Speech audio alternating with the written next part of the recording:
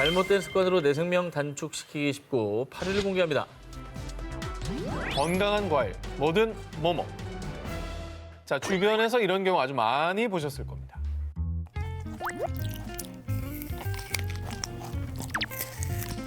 건강을 챙기려고 혹은 다이어트를 위해서 비타민 아주 듬뿍 들은 과일을 식사 대신 챙겨 먹는 분들이 많습니다.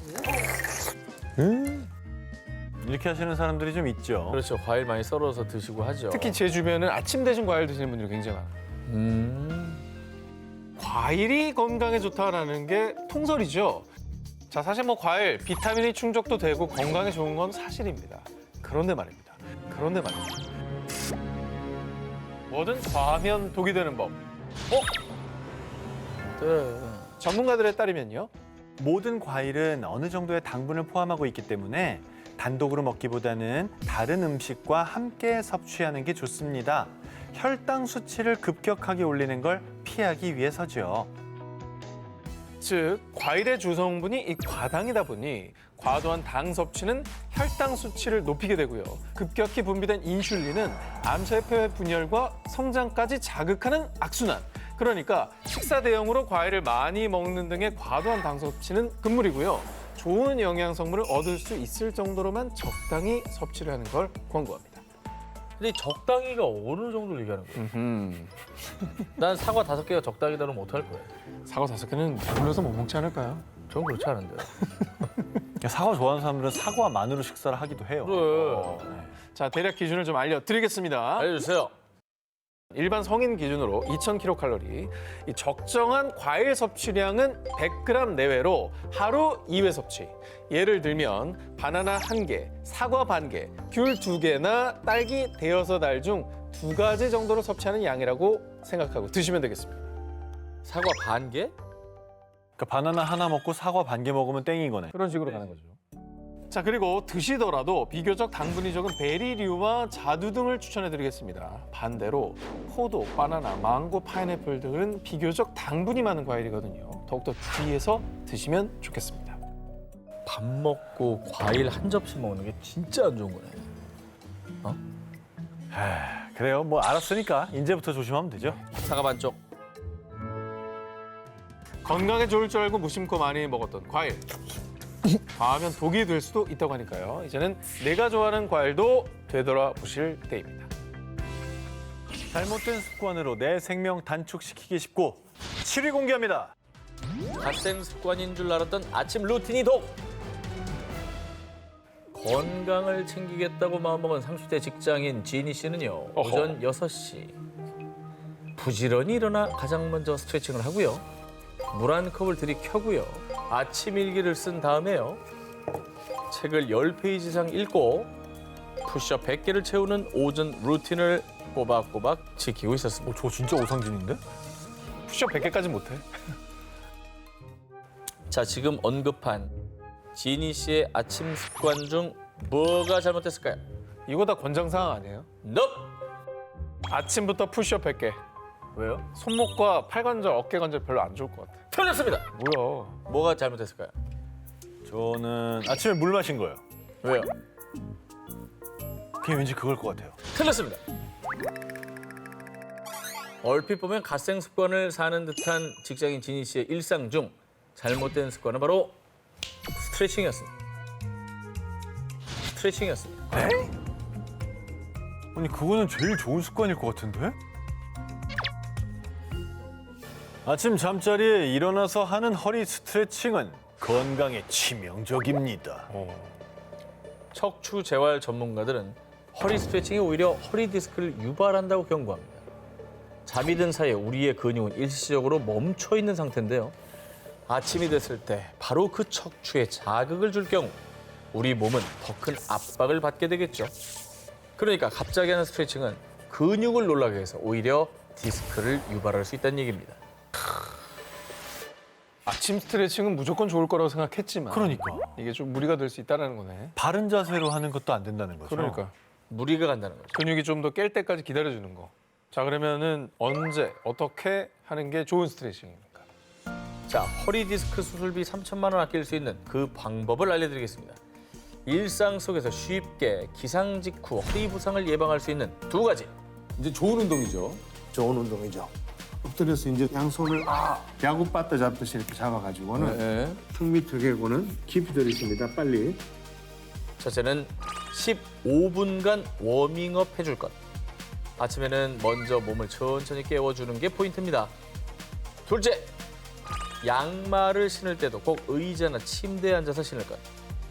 아침 출근 준비를 하는 동안에도 몸을 서서히 깨워주셔야 됩니다. 아침에 몸 상태가 낮보다 훨씬 더 부상을 입기 쉽다는 걸 명심한다면 허리 건강을 지킬 수 있습니다.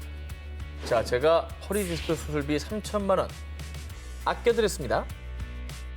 잘못된 습관으로 내 생명 단축시키기 쉽고 6위를 공개합니다. 상쾌한 아침 조깅의 진실. 얼마 남지 않은 2024년, 입이 즐거웠던 만큼 한 해가 가도록 몸은 점점 더 불어간 50대 가장 쭈니 씨. 얼마 전에 받은 건강검진 결과에서 체지방률이 너무 높게 나왔습니다. 이제부턴 건강 관리를 하셔야겠습니다. 높게 나온 체지방률에 그래, 결심했어. 우리 가족을 위해 그리고 나를 위해 오늘부터 뛴다. 쭈니 씨처럼 아침 조깅을 다짐하고 부지런히 실천하고 계시는 분들 많으시죠? 공복 유산소 한때 유행했잖아요. 어. 이게 빈속에 뛰면은 살 쫙쫙 빠진다고 어허. 많이들 했죠. 근데 이거 진짜 해야지라는 생각은 드는데 아직도 못 뛰고 있습니다. 못 일어나죠. 네. 그런데 말입니다. 지방을 잘 태운다고 알려져 요즘 많이들 하는 아침 공복 유산소 운동. 과연 우리 건강에 좋기만 하는 걸까요?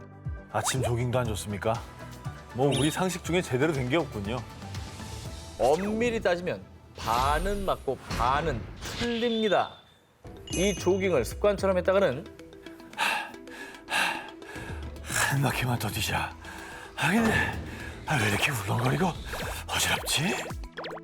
누군가는 식은땀이 줄줄, 두근거리고 불안한 떨림 증세까지 일어날 수 있거든요. 왜 그러는 거죠? 그거 아닐까? 혈당 스파이크? 어허. 그거 되게 나쁘대잖아. 아하. 혈당이 올라가는 게 아니라 이 경우는 떨어지는 거 아니에요? 확 떨어지면 저혈당 쇼크. 또 쇼크가 오잖아. 아, 그거 아닐까? 모르겠습니까?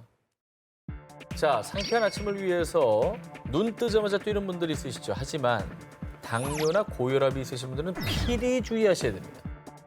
공복에 뛸 경우 당뇨병 환자는 저혈당 쇼크가 올 수가 있고요. 고혈압 환자는 혈압이 급상승할 수 있으니까요.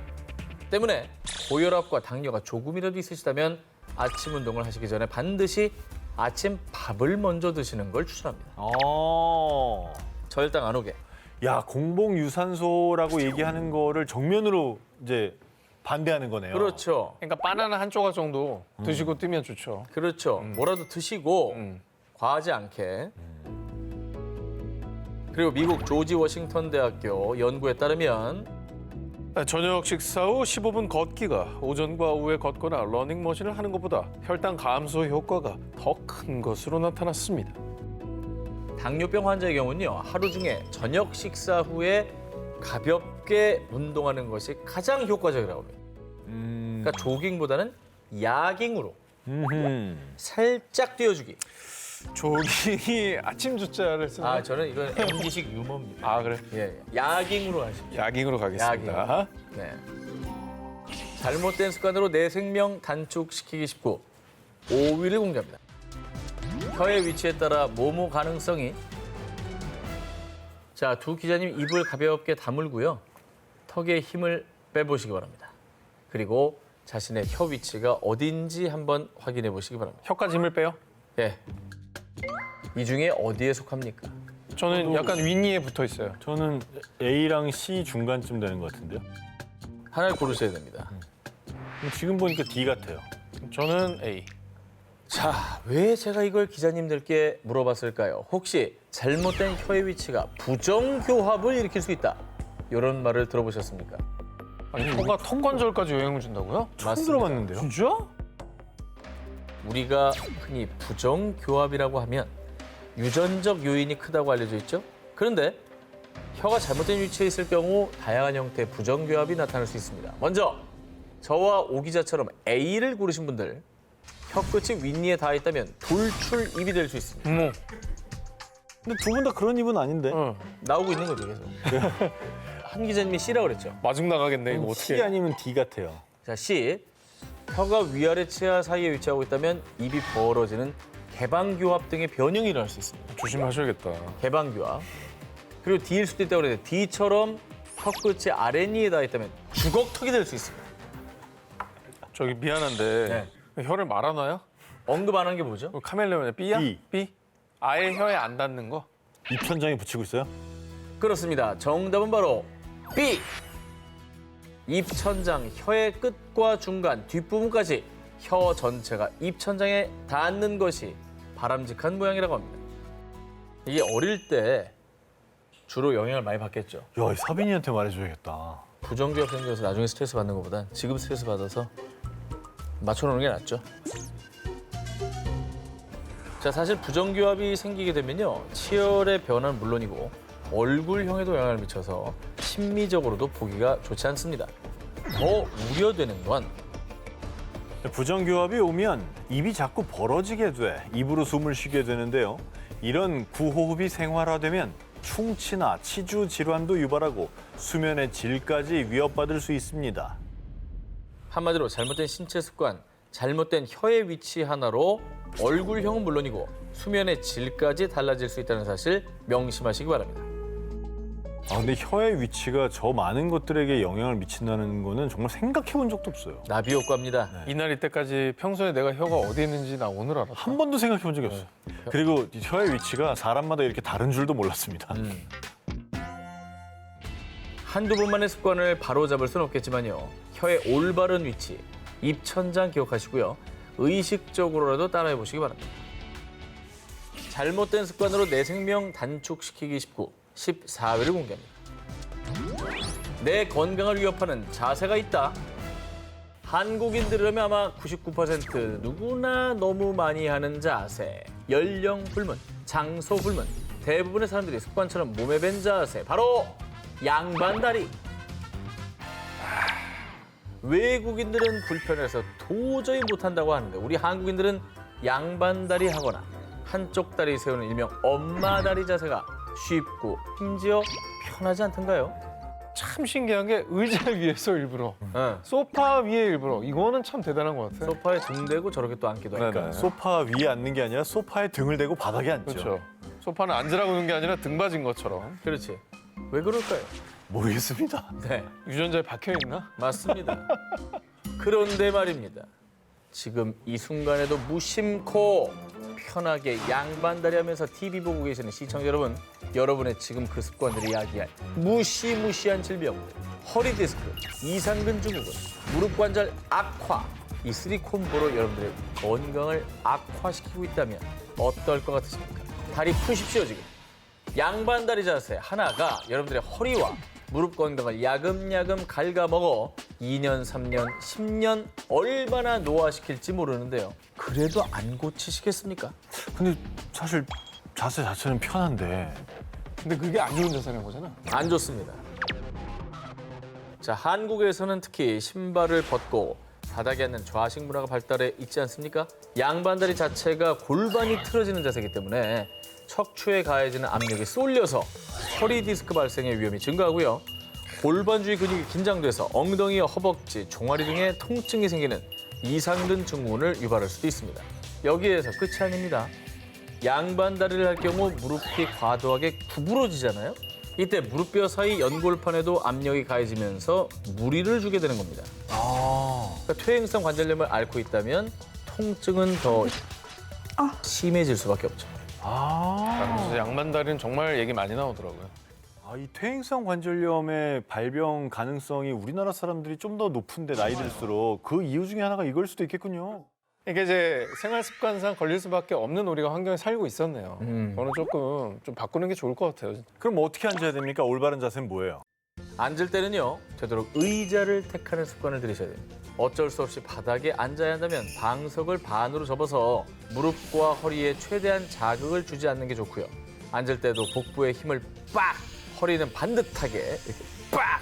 아셨죠? 무심코 해왔던 양반다리 습관, 시청자 여러분들 지금도 양반다리 하고 시청하고 계신 거 아니겠죠? 오늘부터 바른 자세기로 약속? 잘못된 습관으로 내 생명 단축시키기 쉽고 10위 공개합니다. 뒷목 잡는 현대인들을 위한 스트레칭. 하루 종일 앉아서 일하는 현대인들이 목이 뻐근할 때면은 내 뒷목 목 뻐근해 죽겠네. 아우 뒷목 잡고 스트레칭을 쭉 이렇게 해주죠. 요즘 뭐 거의 거북목이 뭐 스마트폰을 다들 보니까 이게 기본적으로 이렇게 구부러져 있잖아요. 스마트폰뿐이에요. 노트북도 그렇고 컴퓨터도 그렇고 뭐 이게 안 구부릴 수 없는 자세입니다. 현대인들이라면 틈틈이 꼭 해야 되는 스트레칭 과연 잘 알고 계시는지 테스트 한번 해보겠습니다. 자, 다음 중 목 건강에 좋은 스트레칭은 1번 머리 옆으로 당기기, 2번 머리 아래로 당기기, 3번 양옆 뒷머리 누르기, 4번 턱 당기기. 저는 이거 약간 책에서 배운 것 같은데. 아하, 저는 뒤로 하는 거 이거. 이게 좋죠. 이게 좋다. 아니요, 이거 4개 다 좋아요. 다 좋다. 지금 말한 건 다 좋아요. 이거 목 스트레칭 할 때 4개 다 돌아가면서 하라고 배웠어요. 자, 보기 중 목 건강에 좋은 스트레칭법은 없습니다. 진짜로? 오히려 4가지 모두 목 디스크 증상을 악화시킵니다. 정말? 그럼 자, 그동안 무심코 이렇게 스트레칭을 하셨다면 여러분들 지금껏 잘못된 목 스트레칭을 하고 있었던 겁니다. 뭐 이런 스트레칭은 오히려 목 디스크 많이 하죠. 아, 안 좋아요? 저는 추천하지 않습니다. 매일이요. 왜 매일 이거 하는데? 목 뻐근할 때, 목 왔다 갔다 하며 한 손으로 목 꺾는 행위들 많이 하셨죠? 목 스트레칭을 그렇게 하는 순간엔 시원하다고 느낄 수 있습니다. 하지만 어디까지나 일시적인 만족일 뿐. 특히 목 디스크 손상이 있을 때 목덜미와 어깨 쪽지 근육을 스트레칭한다면 오히려 목 디스크는 더 악화됩니다. 그런 식으로 목 푸는 분들 많을 텐데. 절대 안 돼요. 그리고 일시적으로 시원한 느낌이 드니까 하는 건데 장기적으로 효과가 없습니다. 야, 목 디스크를 예방하는 올바른 스트레칭법을 알려드리겠습니다. 어떻게 하는 건데? 양쪽 견갑골을 뒤로 모아서 가슴을 쭉 펴고 턱을 살짝 치켜드는 신전 동작을 해주는 것이 목에 훨씬 더 효과적이라고 합니다.